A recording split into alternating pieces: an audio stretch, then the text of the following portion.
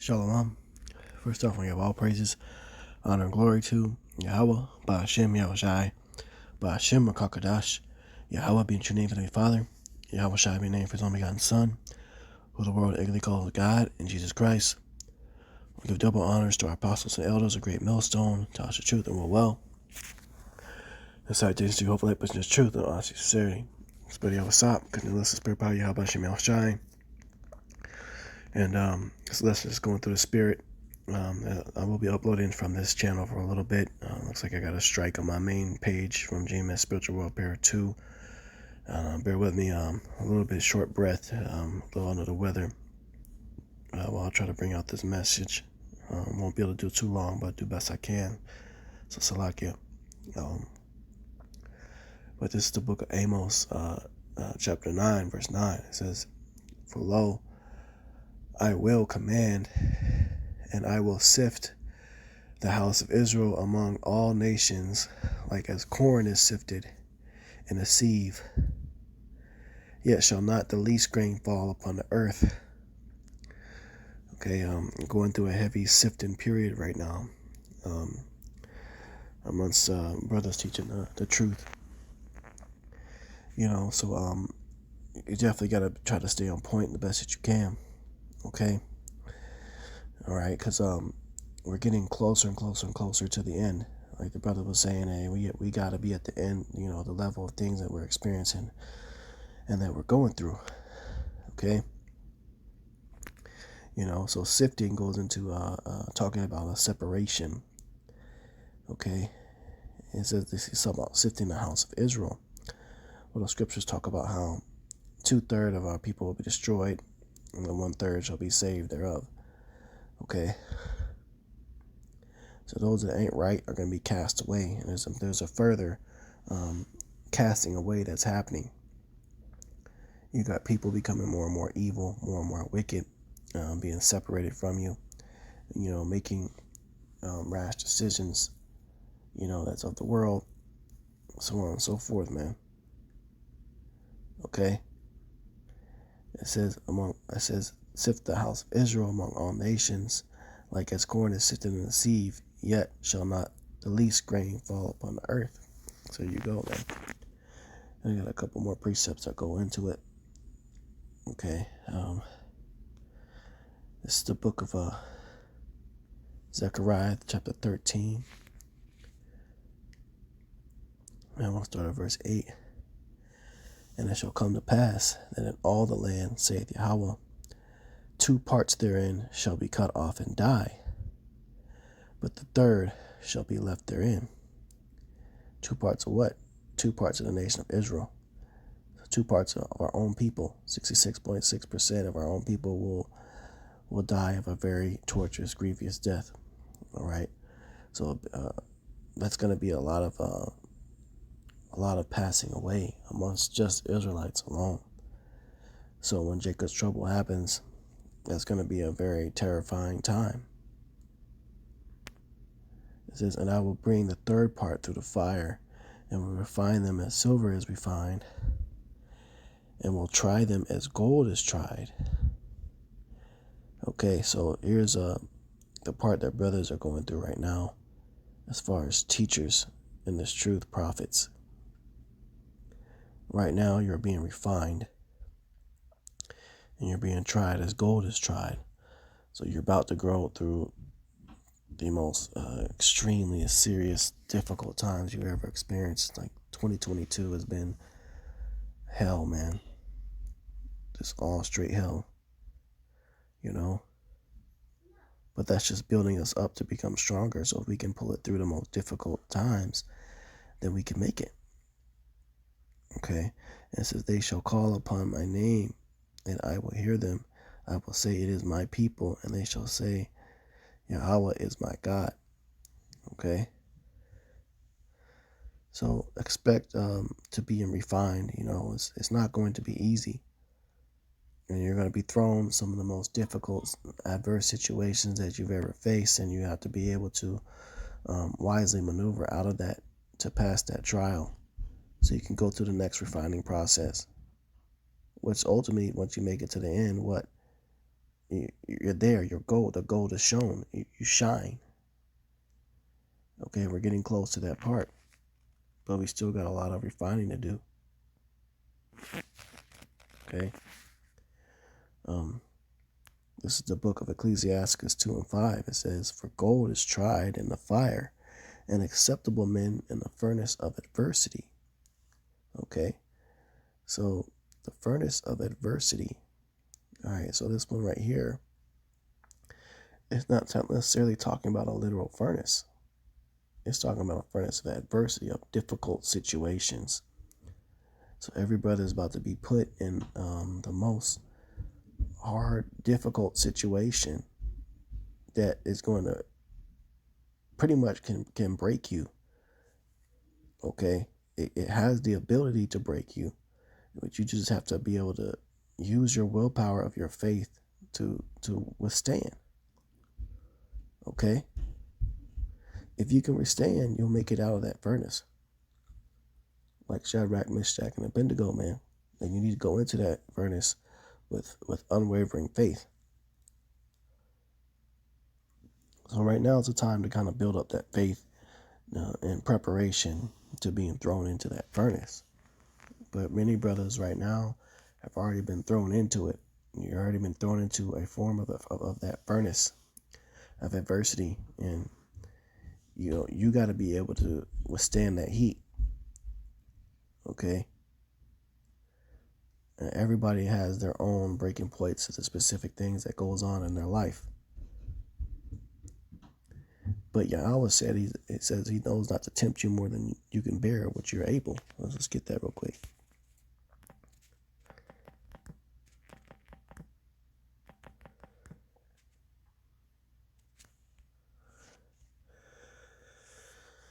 Get the KJV. Okay, here we go. This is the book of 1 Corinthians 10 and 13. "There have no temptation taken you, but such as common to man.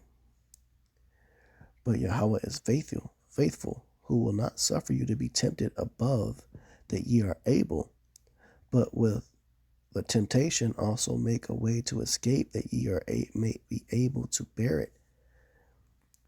So no matter what temptation, what type of situation is thrown at you, this scripture right here is evidence that there is a way to escape out of it. So it's really on you. It's on you to be able to bear it, because it clearly says, "But will with the temptation also make a way to escape." So there's always going to be an option. There's going to be a way to escape. You have the option, just say it's a random situation, maybe a situation where, hey, you can just straight up kill somebody, or you can just say, you know what, it ain't even worth it, I'm gonna walk away. It may be there, or you can feed into that wrath, and then you just go with it. Well, he gave you the way to escape, but he threw the temptation at you too, and that temptation can be extremely heavy. And Yahweh knows, the breaking points. Sometimes he knows, all right, this ain't, he gonna be able to handle this, and he might send a brother to intervene out of nowhere. I'm speaking from experience. Brothers rolled up, intervened out of nowhere, man. I had no idea brothers was even coming. I didn't call them, nothing. Just out of nowhere, the Spirit sent, Elder to pull up. Because Yahweh knew what was in my spirit. And he knew that, hey, look, nah, this ain't gonna be good. And that's when you give all praises Yahweh B'Shem Yahushai, that the Spirit is dealing. Because he doesn't give you more than what you can bear, and he gives you a way to escape. And I had to make a decision at that point. The brothers pulled up. There was a way to escape. I could have feed into that wrath, and then I made a wrong move after the brothers left. But I didn't. Yahweh made a way to escape. Okay? There have no temptation taken you but such as is common to man. But Yahweh is faithful, will not suffer you to be tempted above that ye are able, even with your health. Right now I'm doing a lesson. It's hard, man. This damn shit Esau got out there. Barely can freaking breathe. But I know Yahweh Shem Yahushua has got a way to get out of it. I can bear it and get through it. Brothers have been, one of the brothers' testimony, he got burned damn near to death. The whole body got burned up. And still, a way to escape and continue to push the word. Brothers are teaching this truth with deadly ailments, man. You never really know what brothers really go through. Okay? But this is, right now, this particular time, this time of year and this season, it's a heavy sifting going on, man. A lot of temptation because we're approaching the next stages of this prophecy, which I believe through the Spirit was probably coming as a lot of the family of the word and persecution, to keep it real. Now that's just me speaking as a man. I don't know for sure, but it feel through the Spirit that's coming very soon. So you have to have a certain level of mental strength to withstand the things that's going to come. But in the midst of that, there's going to be a lot of motivation to push through as well, because what also comes with the persecution is they got a reason to persecute you for, which is brothers are probably going to start doing miracles, and you're going to have even more of a greater awakening. So lucky, because it's already this truth is already spread humongously with all these celebrities. So that right there is let the cat out the bag, and Esau's really on defense. But that's controlled opposition anyway. But the real thing that's going to be uncontrolled is when the Lord sends some miracles, and once one of the brothers, the camps, heals somebody or does some type of miracle, and it's on camera, and it goes viral, they got to persecute, and they got to get us off the streets. And you got to be able to handle that persecution. Mentally, you got to be strong enough to be able to deal with that. That's not going to be a cakewalk. Brothers speak on it all the time, preach about it. Brothers say, hey, we're ready for it to happen. It's easier said than done when it actually does happen. So what is the Lord doing?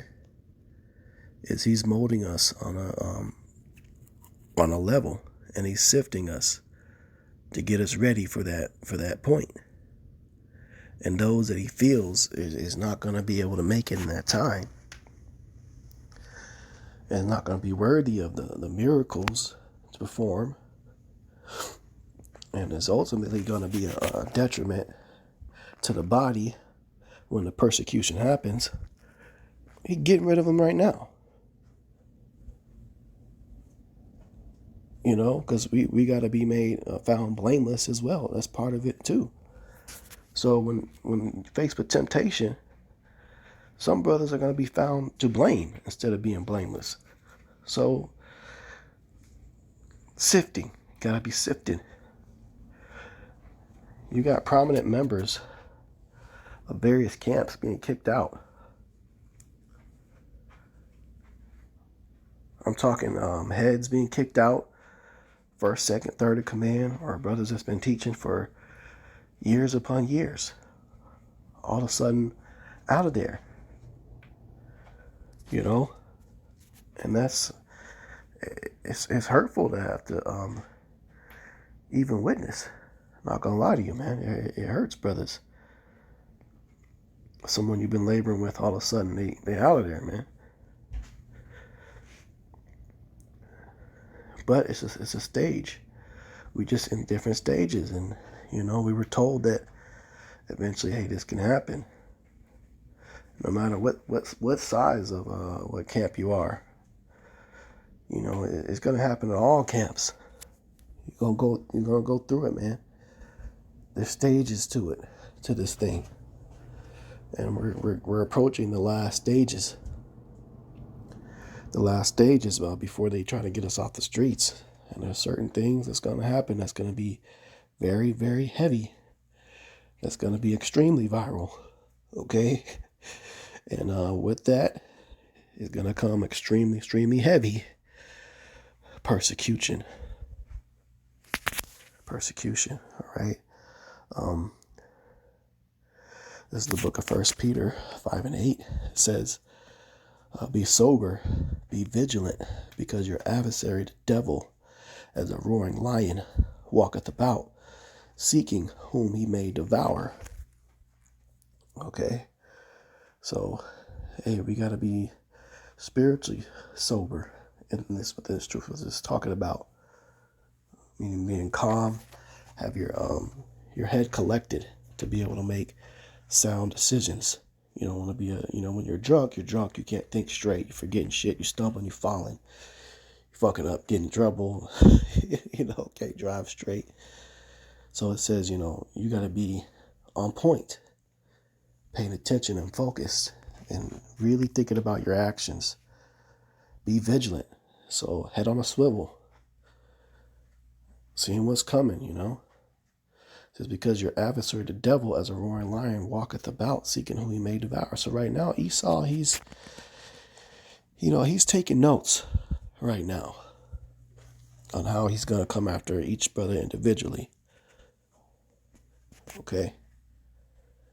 And he's trying to pinpoint weak points. He's going through your records, your history, to see what he can dig up. He's sending agents to the camp. Look what they did with Elder Manada Zakba, man, in South Carolina. That was a clear, obvious agent. That nigga that sent up there, man. Like, you can't get no more obvious than that. They could have did a little bit better.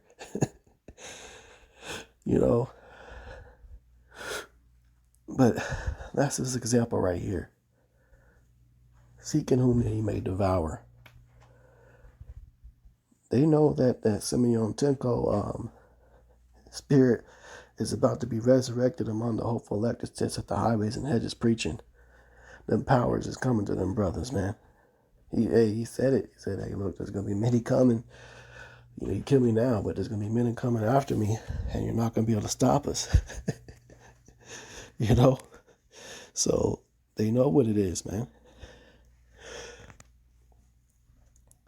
So they just best believe they're getting ready too. You see what's going on with these robotics that they got.